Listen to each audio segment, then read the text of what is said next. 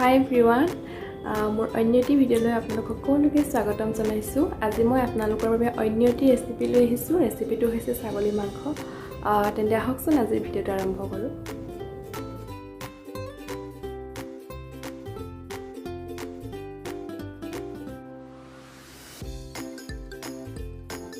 এতিয়া মই মাংসখিনি ভালদৰে ধুই চাফা কৰি ল'লোঁ।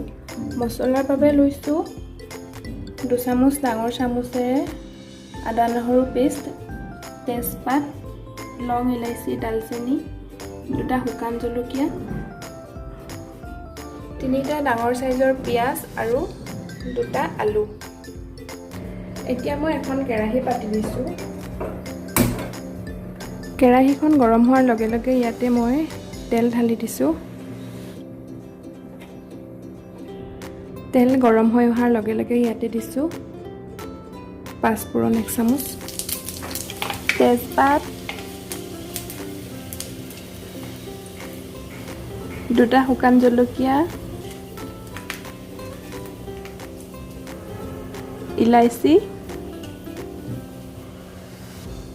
লং,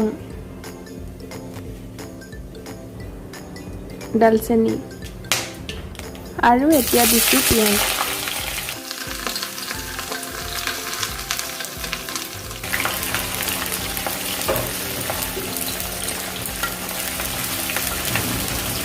পিঁয়াজখিনি গোল্ডেন ব্ৰাউন হোৱালৈকে মই এনেদৰে অলপ সময় ভাজি থাকিম। পিঁয়াজৰ ৰংটো সলনি হোৱাত এতিয়া মই ইয়াতে দিম আদা নহৰু পেষ্টকণ।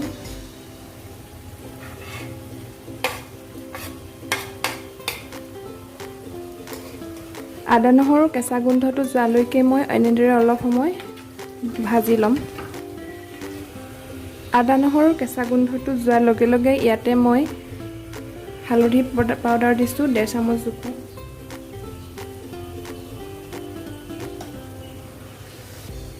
আৰু দিছোঁ 1 চামুচ জিৰা পাউডাৰ। কালাৰৰ কাৰণে দিছোঁ 1 চামুচ ৰেড চিলি পাউডাৰ।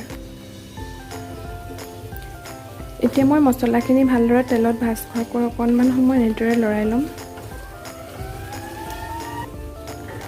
জুই ফ্লেমটো কমাই এতিয়া মই মছলাখিনি এনেদৰে অকণমান সময় ভালদৰে লৰাই ল'ম।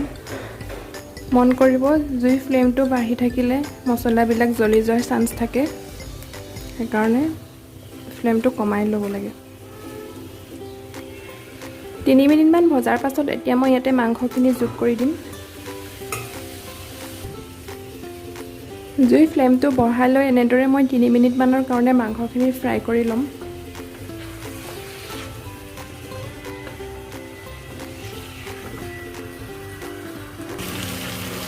ঢাকন নলগোৱাকৈ মই 3 মিনিটৰ কাৰণে ভালদৰে ফ্ৰাই কৰি ল'লোঁ। এতিয়া মই ইয়াতে সোৱাদ অনুসৰি নিমখ দিম।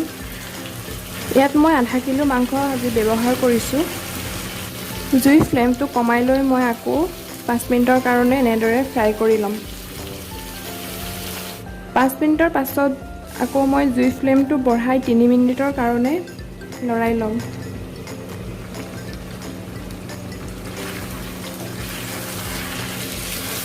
অলপ সময় এনেদৰে ভজাৰ পিছত মাংসখিনি আধাটো সিজি গৈছে। এতিয়া আধা সিজা হোৱাৰ পাছত মই আলুখিনি দি দিম।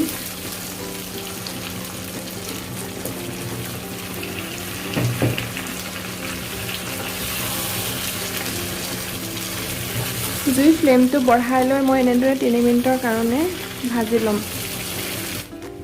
মন কৰিব মই এতিয়ালৈকে ঢাকোন লগোৱা নাই। ঢাকোন লগালে ছাগলী মাংসত অলপ কিবা এটা গোন্ধ আহে, সেইকাৰণে মাংসটো ভালকৈ নিসিজালৈকে ঢাকোন লগাব নালাগে।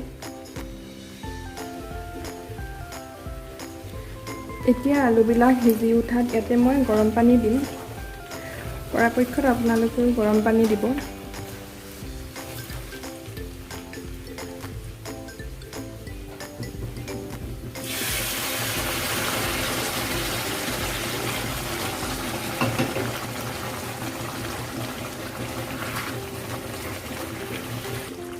যিকোনো মাংস বনাওঁতে সদায় পানীটো কম কমকৈ দি উতলাব লাগে, বেছিকৈ দি ল'ব নালাগে প্ৰথমতে। মন কৰিব মই এতিয়ালৈকে ঢাকোন লগোৱা নাই। এতিয়া আৰু অলপ পানী যোগ কৰি 5 মিনিটমানৰ কাৰণে ঢাকোন লগাই উতলিবলৈ দিম।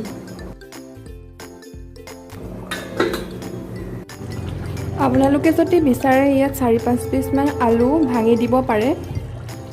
মই জোলটো ইমানটোতে ৰাখিছোঁ, আপোনালোকৰ নিজৰ জোখমতে ৰাখি দিব।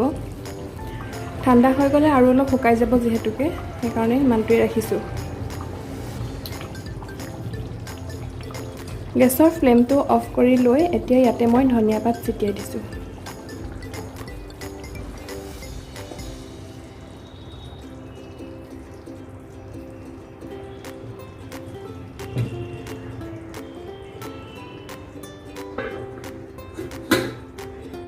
আজিলৈ ভিডিঅ'টো ইমানতে সামৰিছোঁ। যদি ভিডিঅ'টো চাই ভাল পালে লাইক, কমেণ্ট আৰু শ্বেয়াৰ কৰিব, লগতে চেনেলটো ছাবস্ক্ৰাইব কৰি দিব। তেতিয়াহে আহিবলগীয়া ভিডিঅ'বিলাক আপোনালোকে সহজতে পাই থাকিব। ৰেচিপিটো এবাৰ আপোনালোকেও বনাই খাই চাব আৰু কমেণ্ট কৰি জনাবলৈ নাপাহৰিব যে খাই কেনেকুৱা লাগিল। তেন্তে আজিলৈ আহিছোঁ, বাই বাই।